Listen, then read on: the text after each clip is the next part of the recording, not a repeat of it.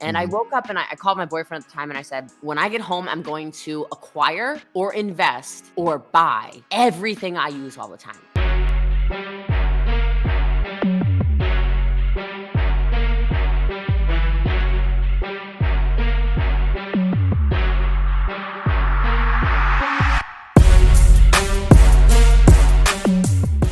Ooh, it never fails. Every time I hear that intro music, I get excited. I'm hyped. Let's go. I love that.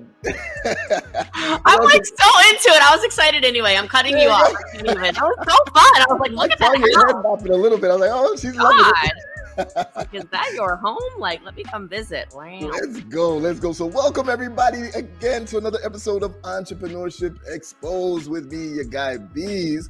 And not only are we focusing on everything related to entrepreneurship, different strategies you could take, but it's always with a twist of business acquisitions. And today's guest is another special guest. I'm so excited for this conversation because I know from her background that she gets the business acquisition side. So I think you guys are in for a treat today of what we're about to get into, because today we got none other than Jessie Lee, aka Boss Lee herself. She is in the place. Jessie, how are you today? I'm so good. I was excited anyway, but then your intro got me really hyped. So I'm even more excited now. And I feel like this conversation is going to be incredible. So I can't wait to see where this goes. But thanks for having me, Beez. It's going to be great. Oh, thank you so much. Thank you for being here. Tell the people a little bit more about yourself, because I love your background from what I've seen. So I know everybody's going to be excited once they hear it. Oh my gosh. Well, I don't want to monopolize the whole conversation. I tell my story all the time, but long story short, I grew up in a really small town in Maryland and was from a family who just didn't have anything, which I think is actually one of the most powerful things that ever could have happened to me, because it gave me a hustler mentality from a really young age. I learned the value of money from a really young age. I learned the value of relationships from a really young age. I learned the value of hard work and work ethic in general from a really young age. And so I did the whole normal thing. I went to college. I got a good job. I did all this stuff, even though I was a hustler. So in college, I had 3 jobs. And yeah, I always just had this go, go, go, the sky's the limit mentality about me. But from there, I found a network. I'm cutting all this random. There's so much in it, but I got a good, a good girl job in a pathology lab after college, and it just wasn't enough. And so ended up renting a room in a basement. My rent was increasing $300. I started by finding direct sales on the internet from a Google search. Direct sales turned into network marketing, became the #1 network marketer in the world, turned into just serial entrepreneur. I used the cash flow from that to start buying businesses, investing in businesses, starting new side hustles, and just really scaling this into a monster brand that allows me to have a lot of stuff going on. And so I don't know, that's for me in a nutshell. It's been a wild ride, but I'm still young and I'm still hungry, and I'm just excited to continue to scale this. And I love that a new year is right around the corner, because it gets me really fired up. But no, I don't know. Done a lot of big things now, and really, really just it's crazy what work ethic, hustle, determination, never quitting, and not really caring what people think about you when you know who you are will do for a person. So that's kind of me in a nutshell, I guess. I love it. I love it. We have a very similar background too, because same thing. Always that. I hate using the word hustler, but that's where it started. We were a hustler at first. We're trying to get that hustle going up. So I'm Jamaican. Grew up in Jamaica and then moved to Brooklyn, New York for junior high and high school. And same thing in college. When came to Florida, and then working multiple jobs, paid my way through college, and then came out wait, what? This is all? Nah, this can't be it. And then trying to figure out those next steps. I did my corporate life too. I worked at Microsoft. I worked at Accenture, but it still wasn't right. Didn't feel right. What made you say, all right, this ain't gonna work. I gotta get into something else? What made you make that jump? So interestingly enough, I went to school in New York City, so I lived in Brooklyn for 4 years. So I hear your accent in New York. I don't hear Jamaica, but I knew you had that in you just from the way you spoke. But it's really because when I my first job. Okay, hold on. So my first actual job was when I was 13 years old. I got my parents to sign one of those job slip things, where it lets a 13-year-old kid get a job. I forget what they're called, a work permit. Yeah, work permit. And so I was like, I can't live off of $5 an hour because that's what I was going to get paid. And so I put a tip jar out, and that was my first little, I think I can make more. Okay, before you get to the episode, I just wanted to take another moment to say thank you to each and every one of you for supporting the channel. Entrepreneurship Exposed is starting to grow like crazy, and it's all thanks to you guys. Now, if you like the content, like the information that you're getting, like the guest speakers, like all of the strategies, then the way that you can support us is by subscribing to the channel below. Now, after you subscribe, you want to make sure that you also like every video. You comment on it if you can. And even more important is to click that notification bell. That notification bell will make sure that you get to see every single episode with all of this amazing information so that you can get started on your journey as an entrepreneur. All right, now back to the episode. Let's go. And then I got a job waiting tables when I was 16. So I was like my next step up. So I did this like whatever thing. So I always had this thing where I don't know if even people who even wait tables or are in service or anything realize, but I felt from day one of my job career, I realized, no, if you're good at something, you can actually sort of determine what you make. Not really in your traditional, like, this is my salary, I make $35,000 a year, but in restaurants, service, whatever, I'm like, no, if I'm nicer to people, if I'm better at relationships with people, if I'm more charismatic, I can make more money than the rest of these people. And so I took that into when I went to college. I was waiting tables in Times Square. I was selling massage chairs on Fifth Avenue, which was commission-based. And I was a nanny, which is not commission-based, but I figured it would be some easy extra money to do my homework for school and like whatever. So, and also relationship building for sure. You get better with working with people. But when you have 3 jobs and you have a full ride to college, you really have no bills, right? And so I was stacking all this cash, to be honest, in college. I mean, I was a 6-figure earner annually when I was 18. I'm like, woo-wee! By far, like not even just like, I mean, I was like kind of crushing it for a kid in, whatever year that was, 2006. Oh my gosh, I'm getting ancient. So anyway, like, dang, you used to like talk to your parents like, oh my gosh, like they're so, anyway. So like, look at these old people. Yeah, now we're the old people. What happened? Anyway, so then I went and I got the real job. And it was very humbling to me because I immediately was just not happy. And part of that, I think, was because for the first time, probably in my entire career of even jobs, I felt like I was out of control. I felt like I couldn't dictate how much money I was making. I felt like, okay, I have this 401k everyone says I have to have. I have these health benefits, which everybody says I should be so proud of. I have my guaranteed paycheck. I have all of this, but I felt so unfulfilled. And so the entrepreneurship, hustling, side hustle, whatever, all of that really came out of desperation because all of a sudden I needed to make more money. Because you go from making 6 figures with no bills to $27,000 a year after taxes, and you have to pay rent, and you have to have a car, and now I'm paying for food, and I'm paying for everything. It was a quick shove me into reality. I better change something, and that was really just when kind of the we'll figure it out no matter what mentality kicked in that I always had just from a pretty rough upbringing, and I got to work. So okay, I love it, and I do find that happens often, but not only this way. I had somebody tell me that it's only this way, where when your back is against the wall, that's when it's like, oh, I got to do it, and then that's the success story that most people have. Their back was against the wall, and then they rose up. But then people feel like that's the only way that you could try to rise up. Like, oh, well, it makes sense for you because you quit your job, so you had your back against the wall. Yeah, but I chose to quit my job. I chose to leave it. We have to make that decision where, hey, we know what we really want. Now, how are we going to get there?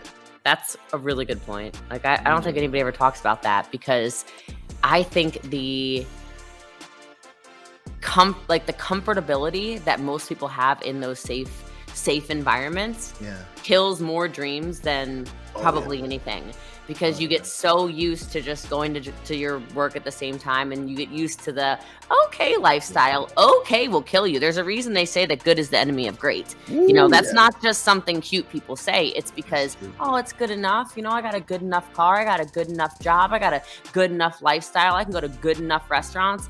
you should try some Michelin star restaurants. Let me tell you what, don't even ask what they're cooking. You just put it in your mouth. Like, it's different, you know?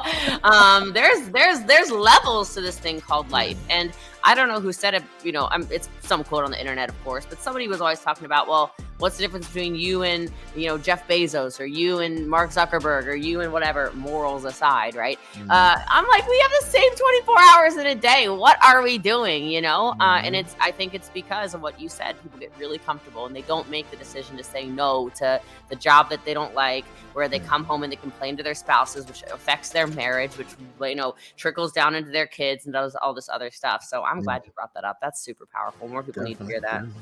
So there was one of your reels that I saw recently, and I was like, I really like this, but you're missing something. It's the one where you said it was like a pyramid, and you're like, you know, CEO, managers, employees, and you're like, business is like a pyramid, right? Yeah. I was like, yeah, but you're missing what needs to be on the top above the pyramid: investor. Because I tell people all the time now that I don't want to be the CEO of nothing. Right? Yeah. Like, everybody feels like, oh, I got that title, I'm the CEO. I'm like, nah, that's okay. As much as possible, I don't want to be. I'm only the CEO right now of 2, technically 3 companies, but one I'm trying to come out of that, and the other 2 is because I also teach how to acquire business. I have to be involved in it for now. Yes. But what do you feel about being an investor over being a CEO? Oh my God, I love this question. Okay, so this is like my heart. This is it's interesting. So like, I have an education program, and then I have a mastermind on top, and the people that go to my mastermind, I teach them wealth generation. So I don't even talk about it on my social media really. So that's probably why I didn't put the investor on top of the pyramid. I like to like move in secret sometimes, because I'm that girl with like a lot going on. But I feel like if I tell everybody everything I'm doing, well, then it just becomes, people are like, wait, she does this, it does whatever. Investing is everything. Okay. And I mean, here's the fact of the matter. I am so grateful that I was always the nerdy, sometimes overly smart kid that people didn't like, because it forced me to books. You too, Beez is over here. Okay? It forced me to books. It forced me to learning. It forced me to growth. It forced me to even weird things. Like, I was only cool on the internet. This is before the internet was cool. This is when everyone thought everyone on the internet was a predator. Okay. But like, I would be in forums. I promise you, put me next to almost anybody you know. Let me take the nails off. I still will probably type faster than all y'all. No. That's the challenge. We going at it. We gonna have a typing test, and we gonna post the answers online. Let's go. I'm so fast, and then I do the swipe so fast. People think, how's she text so fast? I'm crazy. Like, I'm crazy. But no, I'm really grateful for this, because it pushed me to learn things that other people were not learning because they were too busy being popular or something or whatever. So as an example, I was in college. I was probably 17 years old. It was before I turned 18. I'm 17. I'm in college already. And I realized I did not understand finances. Okay. And so even basic things, like, I could sit on this, like, it would be super valuable, and you probably have some of these in your podcast, but if I told normal things, like if I gave you some scripts about how to get every single overdraft charge turned off on your bank account, right? Or if I gave you ways to call into your electric company, get them to lower your bill, or your cell phone provider, or like all these super easy things, or how to utilize credit cards, because most people have no idea how to utilize credit cards. They don't know which credit cards to use. They don't know how to use it like it's a debit card. They don't understand the benefits of it. They don't understand how I travel.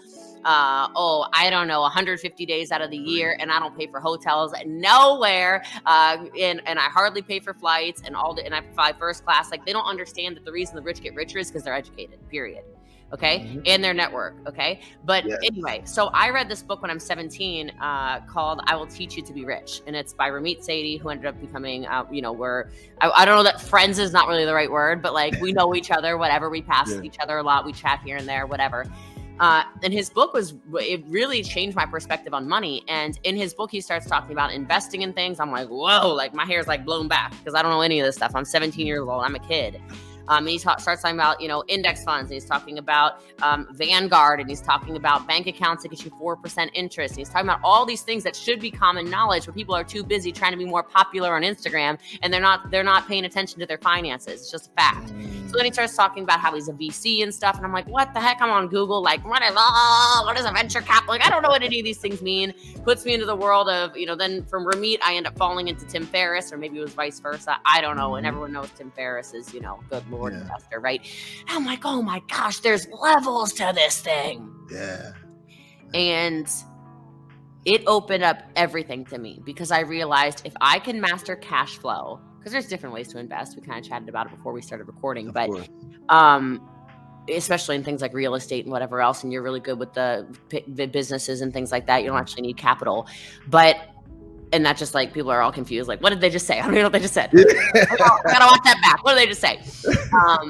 But I knew in that moment, 17-year-old kid, that I wanted to have a bunch of streams of income. And I knew that I wanted to get my cash flow right.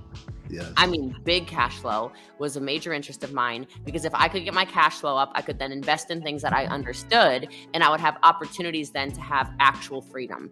And so I then made it a goal when I was probably 21, 22. I said, I want to make millions of dollars a year cash flow. And then what I want to do is I want to be able to be making way more money in my investments. So I want my cash flow to be millions, and then I want my investments to pay me even more than the millions. And that was like my big scary, oh my God, I'm going to be 1,000 years old when it happens goal. It didn't take that long. That is definitely the reality, but the investors are on top. And so now I have, as of yesterday, it's pretty exciting. I have 15 streams of income that are cash flowing. I still focus on my main thing, keeping the main thing, which is my network marketing is still the biggest. And then now I have my education platform, which is my second business. And they're out here battling in these streets. So like they're both giants. In my education, I just teach people how to build business. But that allows me to invest in stuff. It allows me to put some money in things that excite me. It allows me to have conversations and sit at tables with people like yourself and like other, just big players, and say, what are we putting, $1 million in? How much real estate can we buy? Okay, let's get this. Like, okay, so the economy's going to crash. Well, let's go. I've been cash heavy for a long time. I'm ready to invest even more. And but that really is how it works. And if you think that whatever company you're part of does not have an investor on top, you probably lost your mind. Exactly. Do. So you just got to get smarter. You got to learn the game, or else you're going to get played. There we go. You got to learn the game. You got to learn. First of all, you got to know that a game is being played. Second of all, you want to learn the rules to the game, right? So I always tell people that the United States is not a country; it's a corporation. And that's not me. That's not conjecture. It's not me, trying to have a clever hot take or something. It says it in the laws. You can look it up. It says the United States is a corporation. But why is that important for us to know? Well, because the laws are written to benefit corporate entities, right? SPVs, special purpose vehicles. So we got to utilize them too.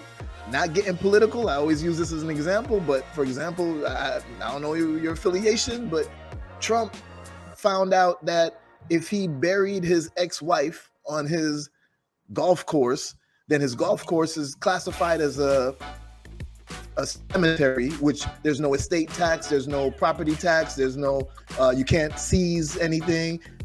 That's the knowledge that we need to know. You just gotta know the game, man. I hate the player, hate the game. It's a game. It is a game. We got to know these rules. And I'll say, you mentioned earlier, what was somebody asked you, I think, what was the difference between like you and like a Jeff Bezos or something like that?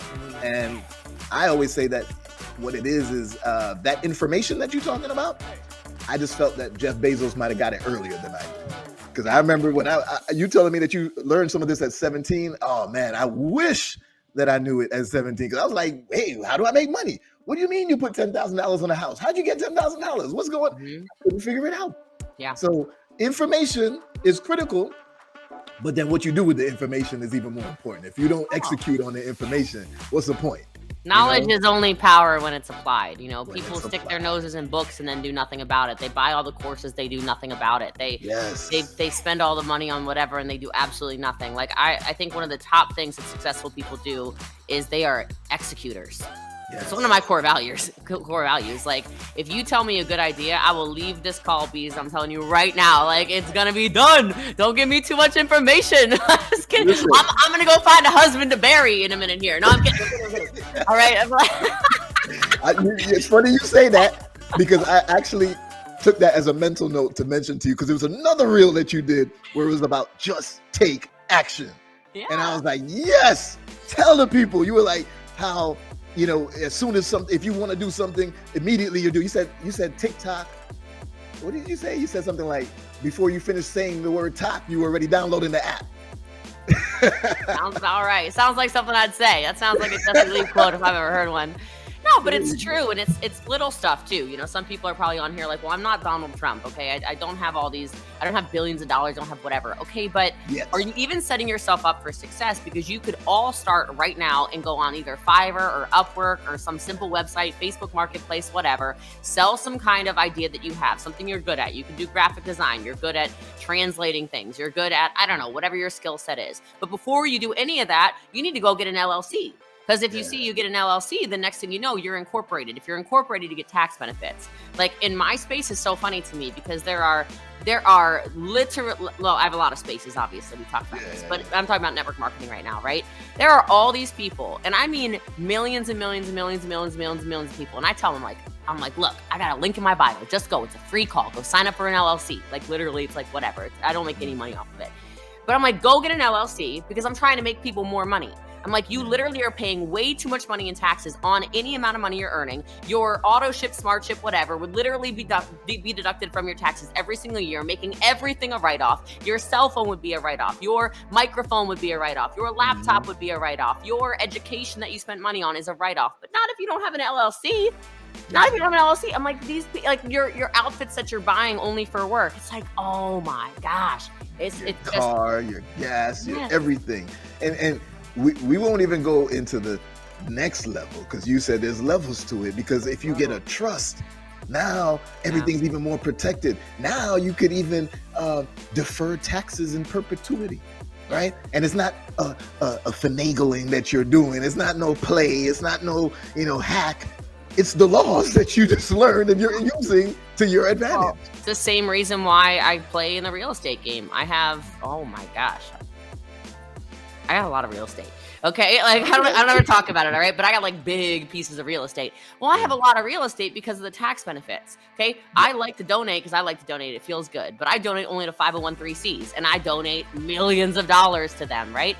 And if you wonder why all your rich friends bought a jet this last year, it's because it's 100% a write-off. 100% write-off. Now the charters, if you're chartering them, that's taxable income, of course, because it's cash flowing. But like, what are we doing here? It's like we're getting played. Now, I don't believe in real estate for yourself. I'm a big believer in the real estate you live in should be rented, and then you should be putting your money to work. Put some overalls on your money, but that's another different conversation because there's levels to this. But you just have to get smarter and get around smarter people who understand the common sense of finances. And unfortunately, common sense just is not that common.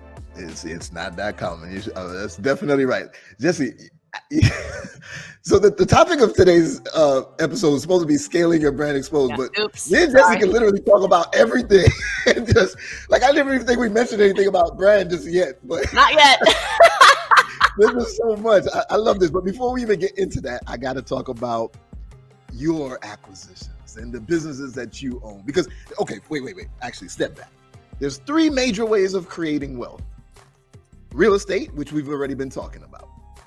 The financial markets, that's your stock, your Forex, even your crypto. And listen, everybody, stop everything you're doing right now and make sure that you are ready to get in on this wealth transfer happening right now. Because if you don't invest right now and buy like the blue chip stocks, index funds tracking the S&P 500, buy them now while they're on discount.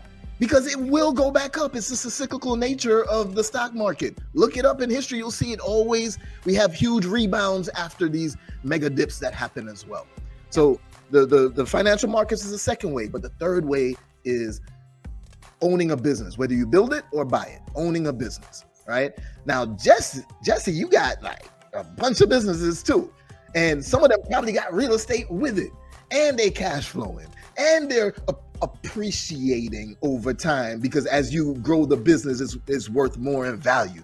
So can you talk a little bit about some of the companies you've had and which ones you've acquired versus built as well? No, you're giving away all my secrets. No, I'm kidding. Podcast over. No, yeah. I mean, yeah, for sure. So I've got a lot of stuff going on. I have a car dealership, like brick and mortar car dealership, construction company, a software company, and hair salons. So those are brick and mortars, and then I have big investments that I've invested in, like well, I don't really talk about these because I'm not kind of a silent investor. Like, whatever. I have some restaurants. Okay, I'll leave it at that. I have some restaurants. I have a company that makes. I'm trying to like not explain what it is, but like I have like money in like a lot of money in several things that then make money. But my first thing about investing that I always tell everybody is invest in things you understand, because you will get screwed over. And I don't know anybody who is a seasoned investor who has not been screwed over, because you just got to learn through some of these things. And I will tell you, they hurt. So, I mean, I've given $250,000 to have a restaurant and lounge in Madrid, Spain. And that Spanish person literally up and poof, vanished. So that's $250,000. Adios, amigos. That was so fun. Wow. Not. I've invested as sponsors of certain things that were going to be huge and massive and whatever, and then it didn't pan out. But again, I didn't understand the Spanish thing, right? I understand lounges. I didn't understand the Spanish part of it. I invested in $500,000 into a minerals company. So I'm in Texas. So it was like oils and minerals being, ground from the earth, whatever. Bye. I don't know where to go. Now, this is a couple years ago, but I mean, that was like devastating to me at the time. I'm thinking to myself, are you kidding me? And so a little kind of tip inside of that is, if you can't explain it to somebody in common knowledge, don't do it. Don't do it. And so I had this epiphany. This is maybe 4 or 5 years ago. I was in Germany. I was exhausted. And I think some of your best ideas come when you're just like, you're in the shower, you're at the gym, like, I'm dying, right? Or you wake up, you're so sleep deprived that your brain goes to desperation mode. And that's where I get a lot of my, oh my gosh, I better learn something right now, because I'm just kind of like desperado. And I woke up and I called my boyfriend at the time and I said, when I get home, I'm going to acquire or invest or buy everything I use all the time. There we go. The hair salon I go to all the time, done. The car dealership that I like all the time, done. The nails, I said nail salon, it hasn't happened yet, okay? But like I kept saying these things, like I go to that burger spot all the time, I want to own it. I'm sick and tired of spending my money on things that I should be making money off of, okay? So that was kind of like my idea, because I figured I can figure out how to scale a hair salon. I can figure out how to scale a car dealership. I can figure out how to scale a lot of these little things that I have basic knowledge around. And that's how it all started. That was when I started acquiring stuff. So the ownership in the construction company, it was super obvious to me. It made perfectly good sense. It was like they were moving a lot of hot tubs in California. I'm like, I understand hot tubs. I understand warehousing. I understand all this stuff. And if I don't understand it, it's something I'm interested enough in to learn before I invest. So that's where I made that decision. And then here I just sat down with the owner of the salon, and it was already completely built out. It was already cash flowing. Her revenue was, I think, about $55,000 a month at the time, which is awesome for a hair salon. But I'm like, nah, I can make that bigger. And so I sat down with her. I said, are you looking to partner? She said, I'm actually looking for somebody to buy. It's too much work for me. I said, I can build out a team. And so I just started doing things like that, where it's like, where is something actually structurally in place? But I know my mindset, where I know the right people, where I can connect and scale and grow. And so that's really how it started.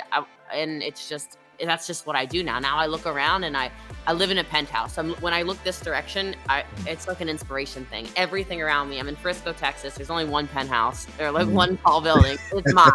All right, so y'all can come over and say hey.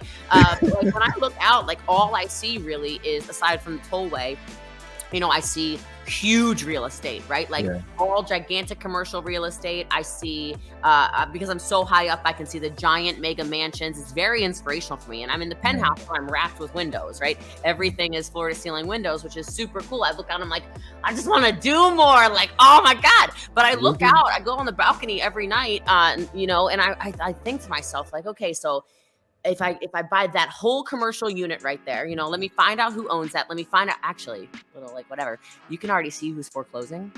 Oh yeah. There's already commercial properties all around, even here in Frisco, Texas, where we are making a ton of money here. There's already people foreclosing, which means you can get stuff already getting pennies on the dollar. Like, let's freaking go. So I'm thinking big now where, okay, so there's new construction, but if I look out and I see, okay, let me find out, there's websites for this, right? Okay, these people are foreclosing. Let me see if I can offer a deal. Let me see if I can do whatever. Then I can either buy the existing businesses in some cases, or I can say, hey, like, rent's due, all right? And I can maybe either acquire some of the things that are already standing here, etc. But I'm just always like, and then if it's something I don't understand, this is something I think too many people don't understand, is like, this is why you need to find a coach, a mentor, be part of masterminds, whatever. Because a lot of the stuff that I just said that came out of my mouth over the last, 20 minutes, is I learned it by having relationship equity with people who understand how it works and saying, hold on a minute, like, how did you buy the commercial real estate that Starbucks is in and you're holding that property for 25 years? Like, I need to know how that works. Or wait a minute, I don't know how to be GP on a project, but I can raise funds. Can I co-GP with you? See, I didn't know how to have those conversations until I had those conversations. Or if I didn't know how to say, okay, hold on a minute, you said you have a hotel project. Can you tell me more about that? And how do I get in that? And how do I not get screwed over by people inside of that? Like, the relationship equity, like, now that we are friends, like, we have to be friends forever. This is just how I roll. Sure. And then friends make friends elevate, which is why there are levels to this. And all we do is we make our friends elevate with us. And so all of that stuff, like, I'm rambling, I guess, but hopefully it's useful for people. No. This is great. I'm telling you. I'm good. I'm like, okay, I don't know what. Like, but you know what it is? Like, for example, when you say that in terms of, having the right people around you and those type of conversations helps to elevate, it's the truth. Because a lot of times I'll tell people, I remember the first time I told someone that, I just bought that business and didn't have to pay anything for it. And it came with this amount of cash flow. And they were like, wow, that's amazing. Nobody's talking about this, Beez. No, it's not. Everybody's talking about it, just not in our circle here. But this circle that I learned it from, they're talking about it. That's how I learned it, because I stepped out and go into different circles. Okay, hold on a minute. We have to network. That's preach, my friends. Like, if your look, I say this out of love. Okay, let me be like the nice feminine girl for a second, because I know I saw like the comments from your YouTube that were popping up. It was mostly women. Okay, so let me speak to my ladies and my men, but whatever. If your friend circle is not making you money, you better get in a new circle. Yep. If they're talking about people, get out of that circle. Yes. If they're talking about events, okay. And if they're talking about ideas, that's where you want to be. You want to be in the circle of people that are talking about ideas, that are making you go, I don't even think I have a word to contribute to this conversation because I am so lost. That's the right circle. Okay, you gotta get out of the circle. You gotta spend money. I've spent a lot of money to get in some of these circles with some players. My whole life reflects it. I went, oh wait, you can't like I don't not love you anymore. It's just I love you. I just don't know how much I like our conversations anymore. So I'm gonna have to step out and I have to step into another one. And then they could still be great friends, family, all of that. Yes. But we have a different relationship. When I'm ready to, on the one weekend I may say, hey, let's go hang out. Yeah, I'll come to them. But every other day I'm in this crowd, learning more things and contributing more. Yes. Right? Don't be a leech either. You want to get in the circles and you want to make sure that you're contributing as much as you can, because that helps to build everybody up. So yeah, I 100% agree. But we got to go back to your, when you were talking about acquiring things that you do or use or whatever.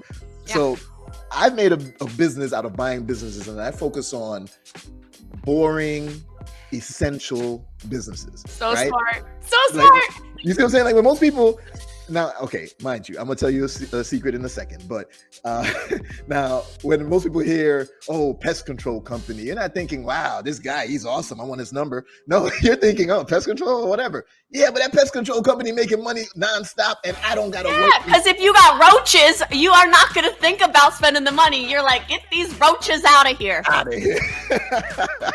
So pest control companies, car washes, laundromats, I don't need to work in them. And they're making money, and it's consistent, even recession proof for the most part, right? Now, Not even for the most part, it absolutely is. Absolutely. So we talked about this before we hit record, but when you said, "Oh, I acquire boring businesses," I was like, "My dude, like it's so smart." If everything were to crash, would you still need your clothes washed? Yes. Yeah. Would you still need like I already said, the bug thing? Yes. Okay. Yeah. Would you, like I wrote down when you said it, people are like, I don't think you understand how much storage units make. Storage units or ATMs. Like you can buy ATMs, and people don't know this. You make money on every transaction. People will still need their freaking cash. They're still going to use them.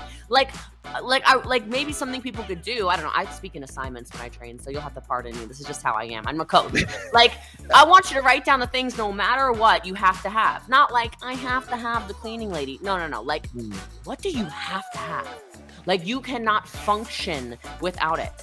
Because those are recession-proof businesses. There's a reason that the people are still raising rents and they know a recession's coming. Because you got to have a roof over your head, right? Mm-hmm. You don't need your membership to the fancy gym. You might need a gym membership, but you might downgrade to Planet Fitness. Planet Fitness is going to explode when all this happens, right? Yeah. What are the things? Like you said car washes. Yes. Because people are not, they're going to be like, my water bill's too high and it's only $7 to get the car washed and da-da-da-da. Like, they're still going to do that. What are those things? Write those things down, because when you're thinking smarter, those are some of the businesses you should look into investing in. 100%. So my goal has been anything that the numbers look good, and anything that I prefer motivated sellers that are like retirees, because the baby boomers are all retiring. So they're motivated to turn over their business. And it has to be, because what's my ultimate goal? My ultimate goal is not the money. The money's a tool for it. But my ultimate goal is my time freedom. All right. So if I want time wealth, not financial wealth, but I want time wealth. Yes, the financial wealth helps me to get my time wealth, but that's my ultimate goal. So that means I'm going to choose businesses that are going to help me to achieve that goal. Businesses that I don't need to work in. That's why I say I don't want to be the CEO of nothing. I just want to be the investor and have the money coming in. Now, that's my strategy. Any type of business that is boring, essential, turnkey, and what other criteria? That's the main things. But I have another friend who does exactly like you. He's like, listen, I just want anything that I'm doing. I love pizza. I got to get a pizzeria. I go to the dry cleaners. Well, I happen to acquire a dry cleaner. And that makes sense too. And it's, again, the boring and essential businesses, just the ones that you are most interested in because you use them too. Yes. But I think it's smart. I think those are safe investments. And it's interesting, the older we get, not that either of us is old, but like all we're doing is trying to buy back time. And I think not enough people think about life like that. They're thinking, what can I buy with it?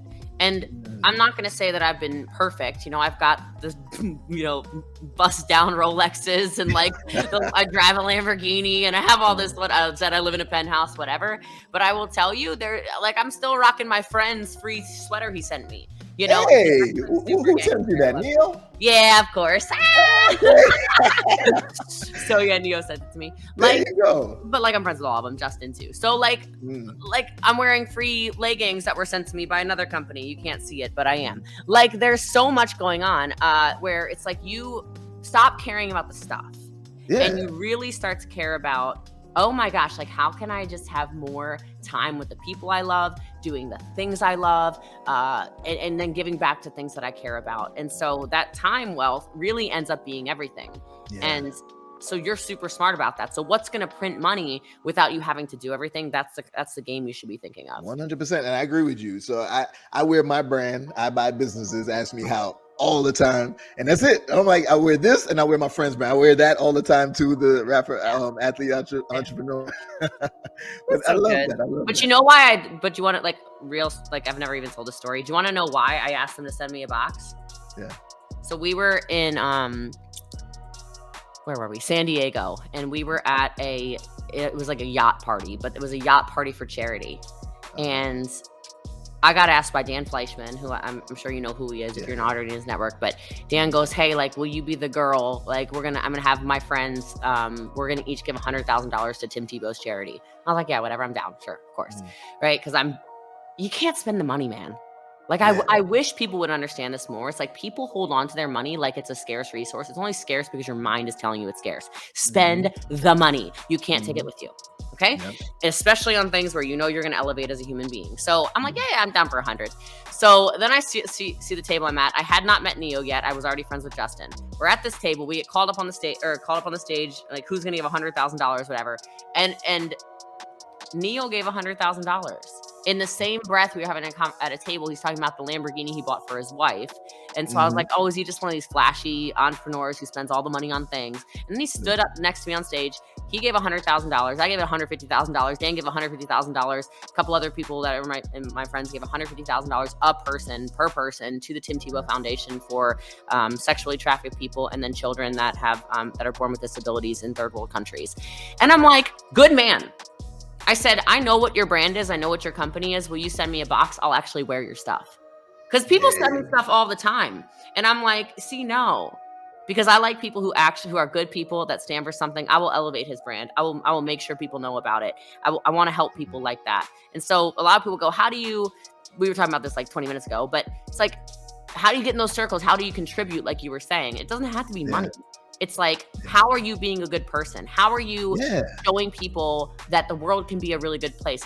And then when you are successful, are you showing people, you can be kind and rich as F at the same time. You can be a good person and move this world forward, right? And you can only do that if you become powerful enough in business, if you buy businesses, like you said, right? I don't know you yet, but like, I'm sure this money that you're making and the wealth you're creating and all this stuff, I'm pretty sure you're giving back with it because and right now, this is educational for people. So I know you're somebody who gives back, right? It's like, you'll start to find things that actually fulfill you, I guess is my point in saying all that stuff. Like the stuff is cool, but when you start actually helping people and making a dramatic impact on the lives of others, like that's the feeling you want to go. I feel it's cyclical too. Well, maybe not everybody, but I feel like for people like us, you and I, it's cyclical. It's like, okay, we start making our money. Then once we make it, it's like, we got to give back to people. It's just the natural progression of things, right? So, and I'm going to ask you, what's your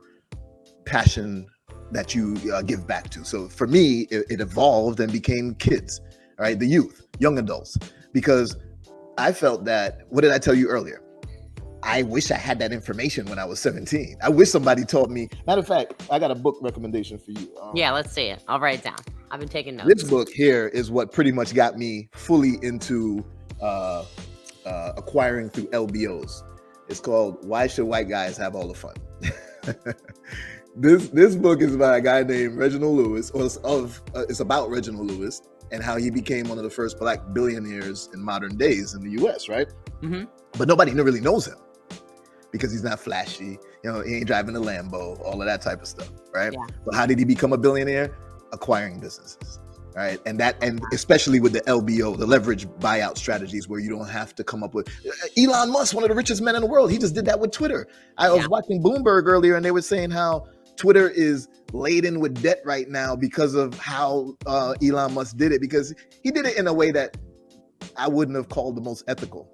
I'm not trying to, start a war on here and people start defending Elon, but I'm just saying that I wouldn't have done it that way because I'm more concerned about the business and the legacy and the growth rather than, hey, let me come in, get what I want only and, gut it or anything like that. Right. But this book, I definitely think you should check out. It was really awesome. For sure. I'm not a white guy, so no problem. There you go. But tell me, so what became your passion? Because this is what led me to helping the kids, wishing that I knew this information earlier. What became your passion as you started to create your legacy and wealth? Yeah, so I have two things that I give back a lot to. One is kids a lot also, like a lot.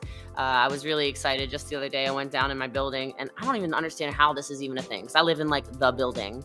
But there were 50 of these angel tree things down there, kids who will not have a holiday. I was like, scoop. I'm like, what are these still doing here? Like, you have lost your mind. Yeah. But I love giving back to the youth in general. Any of these big foundations, I do like the Tim Tebow Foundation a lot. sexual trafficking in general. I just don't understand why you would ever hurt a child. It just doesn't make sense to me. So I'm very big on that. And then dogs. Like, I am absolutely, in the next couple of years, I will own my own dog rescue. It's gonna be crazy. You said dogs? Where's my dog? I'm gonna have to let her out. Come over here. Yes, like, I am a crazy rescue dog mom. When people breed dogs and I see it on my social media, I just get pissed at you. I just don't say anything, but I say it in my head about you. I feel some type of way about people who buy dogs. But anyway, that's what it is. So I will own my own. But both my dogs are rescued, and honestly, it's like when people say like the who rescued who, I resonate so much with that, because my entrepreneurial journey, she's laying right here, and she knows I'm talking about her. I swear. She went like this with one eye just there, which is funny because she's deaf. So I don't know how you'd be hearing me right now, but anyway, so like they changed my life. Like they made me more structured, more scheduled, more disciplined and stuff. And I think dogs that are rescued know that you saved their life. So I think they love a little bit better too. But anyway, those are like my two. So I donate like crazy through the year for dog rescues, because when you save one dog, people don't know this, but you actually save two, because you make spot in the shelter for a dog. So I like to pay for those basically around the clock. Mine just came here in this. Well, no, she's gone. Never mind. I was about to tell you, but as quick as she came, as quick as she left. Mine don't leave mom. They are 100% obsessed. Okay. Listen, Jessie, we still haven't even spoken about scaling, and almost at the end. So let's just go to that first for a quick second. Just tell the audience, what's the difference between, because this is another thing that I researched on you and really, really resonated with me. Yeah. You made a comment or some video that basically you were saying that people try to focus on selling, like sell, rather than focus on value or their brand. Grow your brand and then sales come. Yeah. Right. The reason why it resonates with me is because there's a lot of people out there who they're so focused on selling rather than delivering value that they're just selling you for the sake of it. They're gonna have you're gonna pay to come into something, and they're gonna say, yeah, come over here too, and just so they could upsell you to something else, right? Rather than delivering value. So tell me a little bit more about that in terms of your brand versus selling and what that really means. So I'll answer the question of the original podcast as well for people. That is how I've scaled. Okay, so I've scaled that because my focus has been on scaling the brand. By scaling the brand, it allows me to put legs out and everything else. So Bossly is my business name, right? Like my pseudonym, whatever you want to call it. So Bossly Enterprises is what holds all of these different legs of my businesses. Okay, and so the bigger I make Bossly, the bigger all of this can be. And for those who are like, I don't really get it, I want you to think about, as an example, like Lady Gaga. Why am I so sure Lady Gaga is going to be the next billionaire? Well, I think she's going to be one of the next billionaires because her brand was Lady Gaga. That's not her actual name, obviously. She created this big empire in music. She went from music to movies. She went from movies now into makeup. Right? And it's because of the brand. Now, I guarantee you that Lady Gaga, I just got so excited, I pulled my hair out of my head. I'm kidding. I guarantee you Lady Gaga doesn't know the first thing about formulating makeup. Shouldn't know anything about anything. She goes, oh, this brown one, this black one, this red one, this blue one, this green one, this whatever. She doesn't know. I like that. Put the glitter in it. Do that. She does not know. But it's a brand. When you have a brand, you can pull a lever and say, okay, now I'm opening a laundromat. Boom, the laundromat explodes. Think of Mr. Beast on YouTube or whatever. Like he'll blow up your business because of the brand. He goes out, he says, go to this burger place. The burger place shuts down because they can't, like in 10 minutes, because they can't make any more burgers because Mr. Beast has put out whatever, because the brand. It's all about the brand. And so I train a lot on brand because people are so confused about it. And I don't really know why, but brand is where can you add the value, right? I don't have time to talk about it all day long on here because, whatever, we rambled together about businesses and investments and sales and whatever for so long. But I add so much value in the entrepreneurial space that when I said, hey, okay, so now I'm recruiting for this, it went brrr. When I said, hey, now I'm selling this product, oh, forget about it, I trust her. Brrr. When I said, hey, I'm putting out an education platform, I'm going to teach you how to build your business, brrr, boom, 7-figure launch, because I built the brand. The value was so obvious in everything that I was doing. Nobody went, should I give her the money for her to come? They went, oh my God, I've been waiting for this moment. Yeah. Brand was so strong. So everything can scale. Your sales are more. You're like, if you master two things, master marketing and branding. If you master marketing and you master branding, or even get halfway decent at it, the sales come. Right? It's like in your business, you wouldn't even have to go looking for businesses, because people go, and this probably happens to you. That's the guy that builds businesses. That's businesses. So I've got this thing. This guy's, he's over leveraged. He's whatever. I got this guy who will buy your business. No problem. That's literally how it happens. It's because your brand, you said you wear your shirt all the time, your hat, your whatever, like you're talking about it all the time. Well, then that's where the value is. And so then everyone thinks about you instead of thinking about the next person. It's like, does Grant Cardone have the best real estate fund? Let me be your friend and tell you the answer is affirmative hell no. Okay. Like if you are an investor who actually wants to make money, oh, sweetheart. Okay. I'm just going to be a second. But let me tell you what, is his brand huge? Yes. So then do people trust him? Yes. So do people throw money at him? Yes. I was in one of his inner circle fund because of a brand. Because of a brand. You're right. 100%. So, okay. That makes perfect sense.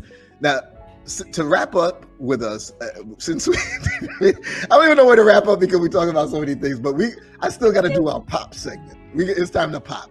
It's time to talk about. It's time to pop. I think you just explained the pros of focusing on the brand and scaling with your brand. But what are some of the problems when it comes to focusing on your brand, or not focusing, but the problems with scaling from the brand's perspective? The problems with scaling from the brand's perspective, I think for most people, it's their egos are out of control. And I don't mean in the way you're thinking. I mean, and they will not post. They are too nervous to go live or do video marketing. They don't put out a podcast. They don't provide all this value because somewhere in their ego, they don't like their voice, or they don't like their the way they look on camera, or they don't like whatever it is. And that is a huge problem, because if you're not putting out content, I don't care if for 100 years you were the #1 real estate agent in your local town. Some little whippersnapper, 18 years old with a real estate license, is going to go crazy on TikTok, talk about it nonstop, going to blow up, and you're going to be left in the dust. Okay. So you can just take your crown off and give it to the little child because they built a brand. And so you just got to get out of your head sometimes and just start creating and getting over it. But that's the biggest problem I see is people, they overthink it and then they get stuck in their head and they just do paralysis by analysis and they just don't create. It's a big problem I see. Yes. There we go. Okay. So the absolute last thing I got to say is I have a challenge. The challenge I've issued this year is called the $1 Trillion Table Challenge. Wow. Trillion. That's with a big T. Okay. Yeah. So the goal, the challenge. All right, Amazon. Let's go. Hey. I have a whole a little cartoon with Beez, the most interesting entrepreneur in the world, and it's Beez versus Bezos because I'm coming for him, right? All right. Okay. I'll show you that later. But here's the challenge. By the end of this decade, that's 7 years. I want to sit at a table. I want to sit in a room at a table with average people like us, right? People that look like us, people who are, they didn't come from money or anything like that. And we have together a combined $1 trillion AUM, right? Assets under management. Because most people figure, that means you got $1 trillion in your pockets. That's crazy. No, I don't got $1 trillion in my pocket. It means that I own business portfolio, real estate portfolio, financial markets portfolio, and mine comes combined with everyone else's. That's how we get to $1 trillion AUM. Lofty goal? I don't think so. I think we can make it happen. Will you be at that table? Yeah, come on. I got 7 years.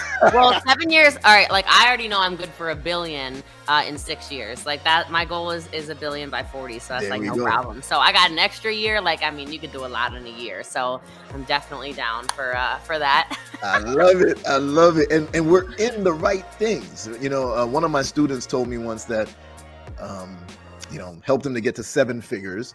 But because I'm showing him the business acquisitions, he sees a path to being a billionaire. And he never thought that was possible. And to be honest, we're going to wrap it up with what you started about the what was the saying again? Complacency is the enemy of success or something like that? Yeah, and then good is the enemy of great. Yeah. There you go. So that was me. I'm not going to lie. I worked at Microsoft. I was earning, like 200 and change a year. I was like, this is great. I'm cool. I don't need nothing else. Why be greedy? Yeah. That was my thought pattern. But I had to break that mold and keep pushing and say, no, I can do so much more. And when my student said that about a path to being a billionaire, that's what made me come with this challenge to say, hey, this is an important challenge.